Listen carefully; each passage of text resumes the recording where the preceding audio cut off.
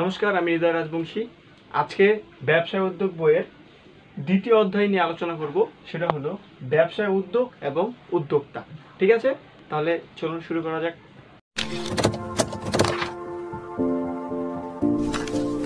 আচ্ছা, তাহলে আমরা ব্যবসায় উদ্যোগ এবং উদ্যোক্তা সম্পর্কে জানছি।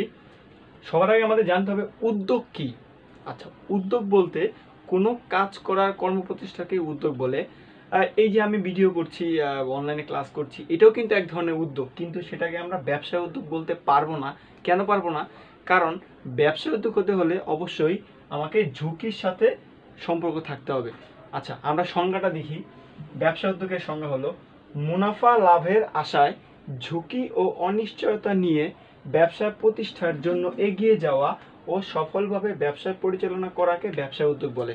অর্থাৎ ব্যবসায় উদ্যোগ হতে হলে আমাকে অবশ্যই ঝুঁকি অনিশ্চয়তা থাকতে হবে, তাহলে সেটাকে আমরা ব্যবসা বলতে পারবো, ব্যবসায় উদ্যোগ। আর যদি আমরা ঝুঁকি অনিশ্চয়তা সাইডে রাখি তাহলে সেটা কিন্তু ব্যবসায় উদ্যোগ হবে না, সেটা শুধুমাত্র উদ্যোগ হবে। ঠিক আছে, তাহলে আমরা সংজ্ঞাটা কি পেলাম? মুনাফা লাভের আশায়, অবশ্যই মুনাফা অর্জন লাভ থাকতে হবে।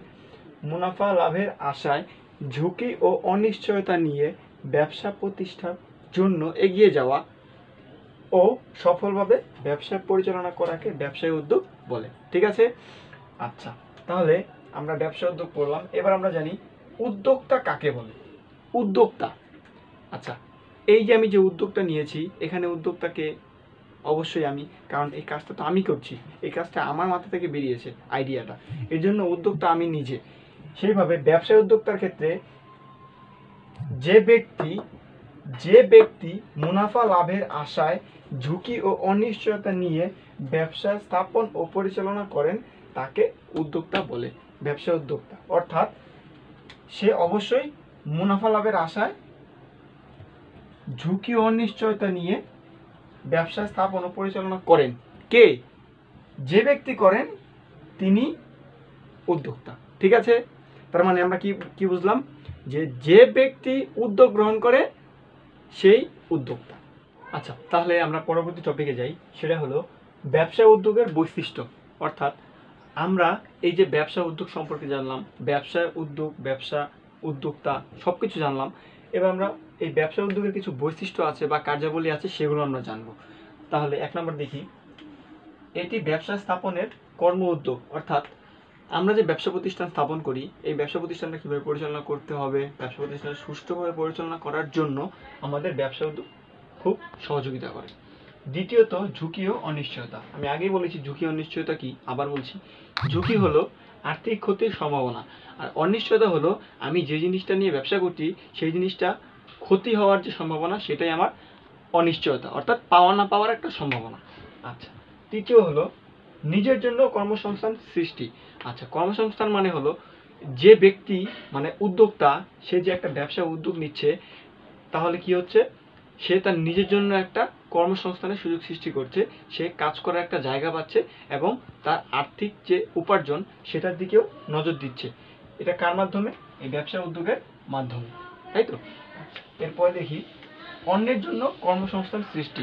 যেটা বললাম, যখন সে একটা প্রতিষ্ঠান স্থাপন করবে তখন তার নিজের পাশাপাশি আরও 10 জন, 15 জন, 20 জন লোকজনকে বিভিন্নভাবে কাজ দিতে পারবে। কাজের ফলে তাদেরও একটা কর্মসংস্থানের সৃষ্টি হবে, তারাও আর্থিকভাবে সহযোগিতা পাবে। আচ্ছা, এরপরে যাই আর্থিক উন্নয়নে অবদান।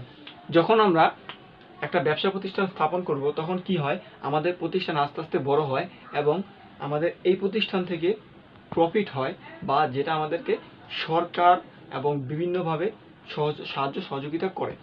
তাহলে এই যে সরকারকে সাহায্য সহযোগিতা করা, এটা কি আমার ব্যবসা উদ্যোগের মাধ্যমে সরকারকে সহযোগিতা করা হচ্ছে, অর্থাৎ এটা আমাদের অর্থনৈতিক দিক দিয়ে সরকারকে সহযোগিতা করছে, তাহলে কি অর্থনৈতিক উন্নয়নে অবদান রাখছে। আচ্ছা, এরপরে যাই সামাজিক দায়বদ্ধতা।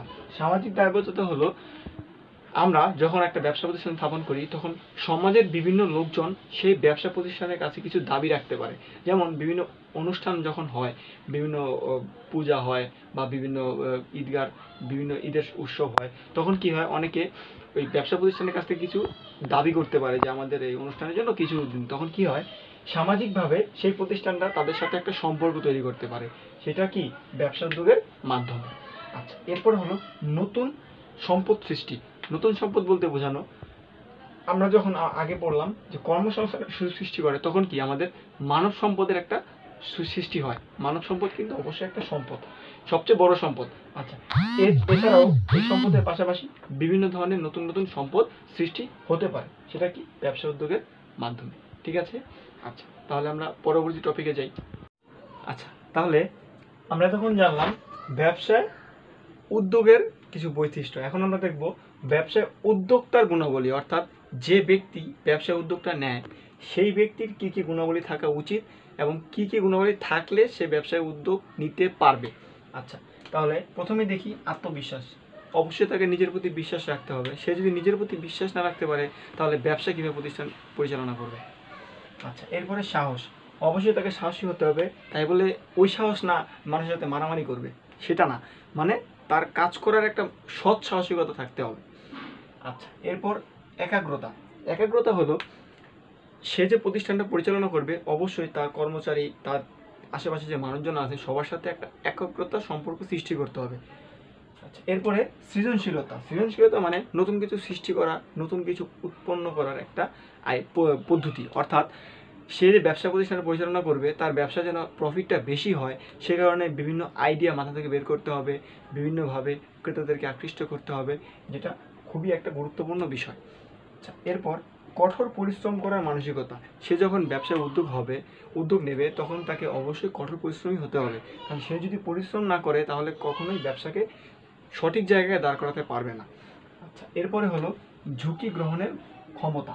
অর্থাৎ আমি আগেই বলেছি যে উদ্যোগ নিতে হলে ঝুঁকি নিতেই হবে। সে যদি ঝুঁকিই না নিতে পারে তাহলে সে কীভাবে উদ্যোক্তা হলো।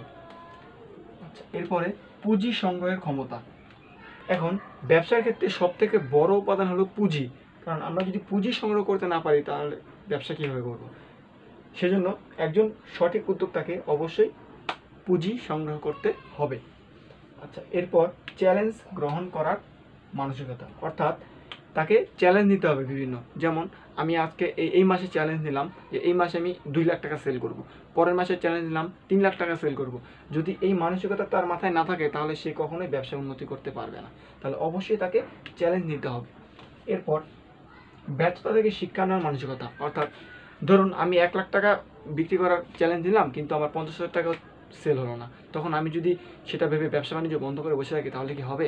আমাদের কি করতে হবে, নতুন করে দাঁড়াতে হবে, যাকে বলে ব্যর্থতা থেকে শিক্ষা নেওয়ার মানসিকতা। অর্থাৎ ব্যর্থ হলেও নতুন করে দাঁড়ানোর পরিকল্পনা করতে হবে, সেটাই কি একজন আদর্শ উদ্যোক্তার গুণাবলী। ঠিক আছে, তাহলে আমরা পরের টপিকে যাই। এটা হলো আর্থসামাজিক উন্নয়নে ব্যবসা উদ্যোগের গুরুত্ব। আর্থ মানে কি? আর্থ মানে হলো অর্থনৈতিক। সামাজিক উন্নয়নে ব্যবসা উদ্যোগের গুরুত্ব, অর্থাৎ আমরা যে ব্যবসা উদ্যোগ নেব বা ব্যবসা করব এতে আমাদের আর্থসামাজিক, অর্থনৈতিক বা সামাজিকভাবে কি উন্নয়ন ঘটবে। দেখি, 1, সম্পদের সঠিক ব্যবহার। অর্থাৎ আমাদের দেশে যে প্রাকৃতিক সম্পদ আছে বা আমাদের যে বিশাল জনগোষ্ঠী মানব সম্পদ, এই সম্পদগুলো কি আমরা এই ব্যবসা উদ্যোগের মাধ্যমে ব্যবহার করতে পারি, যার ফলে আমাদের দেশে বিনিয়োগও বাড়বে, আমাদের দেশে আর্থিকভাবে উন্নয়ন ঘটবে। আচ্ছা, এরপরে হলো জাতীয় উৎপাদন ও আয় বৃদ্ধি। আমরা যখন এই ব্যবসা স্থাপন করব, ব্যবসা উদ্যোগ নেব, তখন কি হবে, আমাদের ব্যবসা প্রতিষ্ঠানে একটা প্রফিট হয়, একটা মুনাফা হয় যাই বলি। এই মুনাফার পাশাপাশি কি হবে, দেশের জাতীয় উৎপাদন বৃদ্ধি পাবে। জাতীয় উৎপাদন বৃদ্ধি পেলে দেশের আয়ও বৃদ্ধি পাবে, যা আমাদের আর্থসামাজিক উন্নয়নে অবশ্যই প্রভাব ফেলবে। এরপর আমরা দেখি নতুন কর্মসংস্থান সৃষ্টি। আমরা কর্মসংস্থান সম্পর্কে আগেই জেনেছি, অর্থাৎ এর মাধ্যমে ব্যবসা উদ্যোগের মাধ্যমে নতুন নতুন কর্মসংস্থানের সুযোগ সৃষ্টি হবে, যার ফলে দেশের বেকার যুবকরা এখানে যোগদান করে তাদের নিজেদের কর্মসংস্থান সৃষ্টি করতে পারে এবং দেশের অর্থনৈতিক উন্নয়ন সাধন করতে পারে। আচ্ছা, এরপরে দক্ষ মানব সম্পদ সৃষ্টি। আচ্ছা, আমি মানব সম্পদ সম্পর্কে আগে বললাম, অর্থাৎ আমাদের দেশে যে মানব সম্পদ বেকার জনগোষ্ঠী যারা আছে তারা এই ব্যবসা উদ্যোগের ফলে তারা নিজেরাও উদ্যোক্তা হতে পারবে। তাদের মনের মধ্যে যদি অন্যরকম একটা অনুভূতি সৃষ্টি হয় যে ব্যবসা উদ্যোগের মাধ্যমে আমরা আমাদের কর্মসংস্থান সৃষ্টি করতে পারবো, তখন কি হবে, তারা নিজেরাও উদ্যোগ নিতে পারবে। তাহলে কি হয়, এর জন্য কি আমাদের নতুন করে আরেকটা ব্যবসা স্থাপন হলো, যার ফলে আমাদের আর্থসামাজিক উন্নয়ন অবশ্যই ঘটবে। এরপরে পরনির্ভরশীলতা দূরীকরণ। অর্থাৎ আমরা যখন এই ব্যবসা উদ্যোগ নেব তখন আমাদের কি হবে, নিজেদের পাশাপাশি অন্যের যেমন অর্থনৈতিক উন্নয়ন ঘটবে, সেইভাবে আমরা অন্য দেশের উপর বা অন্য কারোর উপর যে একটা নির্ভরশীল থাকি, আমার অর্থের জন্য হোক বা যে কোনো জিনিসের জন্য হোক, সেটা কি আমাদের দূর হয়ে যাবে এই ব্যবসা উদ্যোগের মাধ্যমে। তাহলে আমরা কি বুঝতে পারলাম? ব্যবসা উদ্যোগের মাধ্যমে অর্থনৈতিক ও সামাজিকভাবে ভালোই উন্নয়ন ঘটে। টপিকে যাই, সেটা হলো ব্যবসা উদ্যোগ গড়ে ওঠার অনুকূল পরিবেশ। অর্থাৎ আমাদের এই ব্যবসা উদ্যোগ গড়ে ওঠার জন্য কি কি অনুকূল পরিবেশের প্রয়োজন পড়ে। আচ্ছা, সবার আগে আছে উন্নত অবকাঠামোগত উপাদান। অর্থাৎ আমাদের দেশের ব্যবসা প্রতিষ্ঠানের ক্ষেত্রে সবসময় অবকাঠামোগত উপাদানগুলো খুবই গুরুত্বপূর্ণ ভূমিকা পালন করে। যেমন গ্যাস, পরিবহন,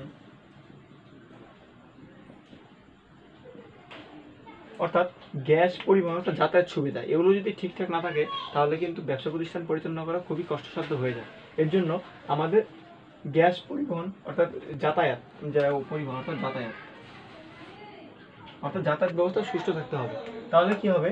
আমাদের এই অনুকূল পরিবেশ গড়ে উঠতে পারবে যদি এগুলো ঠিকঠাক থাকে। এরপরে সরকারি পৃষ্ঠপোষকতা। আচ্ছা, পৃষ্ঠপোষকতা মানে সরকারি যে বিভিন্ন কর, তারপরে অতিরিক্ত মাত্রায় সুদ নেওয়া, এগুলোকে বলা হয় সরকারি একটা পদক্ষেপ। এখন যদি সরকার কর মওকুফ করে দেয়, অথবা কর কমিয়ে দেয়, অথবা সুদ কমিয়ে দেয়, তাহলে কি হবে? আমাদের ব্যবসায় অনুকূল পরিবেশ গড়ে উঠতে পারবে। এরপরে আর্থসামাজিক স্থিতিশীলতা। অর্থনৈতিক, সামাজিক এবং রাজনৈতিক এই তিনটা যেমন ইম্পর্ট্যান্ট, তেমনি এটার অবনতি কিন্তু আমাদের ব্যবসার জন্য খুবই খারাপ একটা দিক। যদি রাজনৈতিক অস্থিরতা দেখা দেয়, তাহলে কি হয়?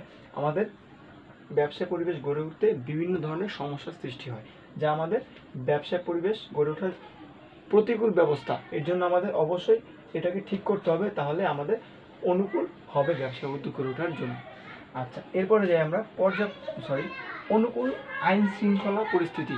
আচ্ছা, আইন শৃঙ্খলা পরিস্থিতি যদি ঠিকঠাক না থাকে, তাহলে কখনোই সেখানে ব্যবসা পরিচালনা করা সম্ভব হয় না। এর জন্য যদি আইন শৃঙ্খলা ঠিকঠাক থাকে, তাহলে অবশ্যই আমাদের ব্যবসা উদ্যোগ নেওয়া সম্ভব হবে। এরপর পর্যাপ্ত পুঁজির প্রাপ্যতা।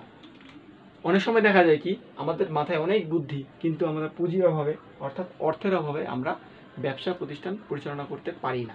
এর জন্য আমাদের অবশ্যই পর্যাপ্ত পুঁজি দরকার পড়বে, যা আমাকে ব্যাংক দিয়ে থাকে। অর্থাৎ এই ব্যাংকিং অবস্থার উন্নয়নের ফলে আমাদের ব্যবসা উদ্যোগ গড়ে ওঠার অনুকূল পরিবেশ সৃষ্টি হবে। এরপর প্রশিক্ষণের অভাব। অনেক সময় প্রশিক্ষণের অভাবে আমাদের ব্যবসা প্রতিষ্ঠান ঠিকঠাক পরিচালনা হয় না। এর জন্য আমাদের কি করতে হবে? কর্মচারীদেরকে এবং যে ব্যবস্থাপনা, তাদেরকে ভালোভাবে প্রশিক্ষণ দিতে হবে,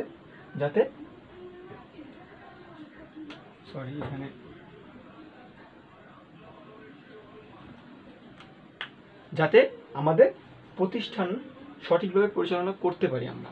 এর জন্য প্রশিক্ষণ খুবই গুরুত্বপূর্ণ একটা বিষয়, যা আমাদের ব্যবসায় উদ্যোগ গড়ে ওঠার অনুকূল পরিবেশ সৃষ্টি করতে পারে। আচ্ছা, তাহলে আমরা পরবর্তী টপিকে যাই। বাংলাদেশে ব্যবসা উদ্যোগ উন্নয়নের বাধা। অর্থাৎ আমাদের এই ব্যবসা উদ্যোগ উন্নয়নের ক্ষেত্রে বাংলাদেশে কী কী ধরনের বাধার সৃষ্টি হয় সেগুলো দেখি। এক, সুষ্ঠু পরিকল্পনার অভাব। অর্থাৎ আমাদের দেশে যে উদ্যোক্তারা আছে, অনেক সময় দেখা যায় কি, তারা পরিকল্পনা সঠিকভাবে করতে পারে না, যার ফলে ব্যবসা উদ্যোগ উন্নয়নে অনেক বাধার সৃষ্টি হয়। দ্বিতীয়ত, চাকরির প্রতি অধিক আগ্রহ। বাংলাদেশের জনগণ অনেকটা কৃষির উপর নির্ভরশীল, যার কারণে এখন বর্তমানে যে যারা আছে, তারা কি করছে? অল্প একটু পড়াশোনা করার পরেই চাকরির দিকে ঝুঁকে যাচ্ছে, তারা ব্যবসা বাণিজ্যের দিকে ততটা আগ্রহী হচ্ছে না, যার কারণে ব্যবসা উদ্যোগ উন্নয়নে বাধার সৃষ্টি হচ্ছে। এরপর কারিগরি শিক্ষার অভাব। আমাদের দেশে পড়াশোনার পাশাপাশি একটা কারিগরি শিক্ষা, সেখান থেকে শিক্ষার্থীরা অনেকটা দূরে থাকছে, যার কারণে তাদের মধ্যে সৃজনশীলতা একটা সৃষ্টি হচ্ছে না। সৃজনশীলতা যে জিনিসটা তাদের মধ্যে উদ্বুদ্ধ হচ্ছে না, যার কারণে তারা ব্যবসার ফলে এটা অনেক বাধা সৃষ্টি করছে। এরপরে প্রচার প্রচারণার অভাব। অর্থাৎ আমরা জানি প্রচার প্রচারণা বলতে বোঝায় যে একজন থেকে আরেকজনকে জানানো, আরেকজন থেকে আরেকজনকে জানানো, বিজ্ঞাপনের মাধ্যমে এক জায়গা থেকে এক জায়গায় খবরটা পৌঁছানো হয়। তাহলে প্রচার প্রচারণা যদি ঠিকমতো না করা হয়, তাহলে কখনোই ব্যবসা উদ্যোগ উন্নয়ন হতে পারে না। এরপর প্রশিক্ষণ অভাব। এটা আমি আগেও বলেছি, সঠিকভাবে প্রশিক্ষণ দেওয়া না হলে কখনো একজন উদ্যোক্তা সঠিকভাবে সফল হতে পারে না। কারণ উদ্যোক্তা কথাটা জন্মগত হলেও তারপরেও উদ্যোক্তা হতে হলে অনেক সময় প্রশিক্ষণ নিতে হয়, যাতে ব্যবসা বাণিজ্য সঠিকভাবে পরিচালনা করা যায়। এর অভাবেও কিন্তু ব্যবসা উদ্যোগে বাধা হয়। এরপরে অর্থের অভাব। আগে বলেছি অর্থ খুবই গুরুত্বপূর্ণ একটা বিষয়। অনেক সময় অর্থের অভাবে ব্যবসা প্রতিষ্ঠান সঠিকভাবে পরিচালনা করা সম্ভব হয় না। ব্যবসা প্রতিষ্ঠান বড় করতে চাই কিন্তু বড় করতে পারছি না অর্থের অভাবে, যা আমাদের ব্যবসা উদ্যোগে উন্নয়নে বাধার সৃষ্টি করে। এরপর রাজনৈতিক অস্থিরতা বা অস্থিতিশীলতা। আমরা বলেছি রাজনৈতিক দিকটা খুবই গুরুত্বপূর্ণ, কারণ রাজনৈতিক দিক যদি অস্থিতিশীলতা বা অস্থির থাকে তাহলে কখনোই ব্যবসা উদ্যোগের ফলে ভালো হয় না, যা আমাদের ব্যবসা উদ্যোগে বাধার সৃষ্টি করে। ঠিক আছে, এই ছিল আমাদের ব্যবসা উদ্যোগে বাধা। আচ্ছা, এবার এই বাধাগুলো দূর করার জন্য আমাদের এগুলো উল্টে দিলেই হয়ে যাবে। যেমন প্রথমত সুষ্ঠুভাবে পরিকল্পনা করতে হবে, তাহলেই ব্যবসা উন্নয়নে বাধা দূর করা যাবে। চাকরির প্রতি অধিক আগ্রহ, তাদেরকে চাকরি থেকে সরিয়ে নিয়ে ব্যবসা উদ্যোগ মানে উদ্যোক্তা হওয়ার জন্য উদ্বুদ্ধ করতে হবে। আচ্ছা, কারিগরি শিক্ষার অভাব, অর্থাৎ তাদের মধ্যে একটা কারিগরি শিক্ষার জন্ম দিতে হবে, যার কারণে তাদের একটা সৃজনশীল ভাব চলে আসে, যার ফলে তারা নিজেরাই উদ্যোক্তা হতে পারে। এরপর প্রচার প্রচারের অভাব, যথেষ্ট প্রচার প্রচারের ব্যবস্থা করতে হবে, তাদের সবাইকে প্রশিক্ষণের ব্যবস্থা করতে হবে, ব্যাংকের মাধ্যমে পর্যাপ্ত পরিমাণে অর্থের যোগান দিতে হবে, আর রাজনৈতিক অস্থিরতা দূর করতে হবে। তাহলে কি আমরা ব্যবসা উদ্যোগের উন্নয়নের বাধাগুলো দূর করতে পারবো। ঠিক আছে, তাহলে আজকে এই পর্যন্তই ছিল। আমরা পরবর্তী অধ্যায় নিয়ে খুব শীঘ্রই আসবো। সেই পর্যন্ত সকলে ভালো থাকবেন, সুস্থ থাকবেন। আশা করি ভিডিওটা ভালো লেগেছে। যদি ভালো লেগে থাকে অবশ্যই লাইক করবেন, আর যদি কোনো প্রবলেম থাকে তাহলে অবশ্যই কমেন্ট করে জানাবেন। সেই পর্যন্ত সকলে ভালো থাকবেন। নমস্কার।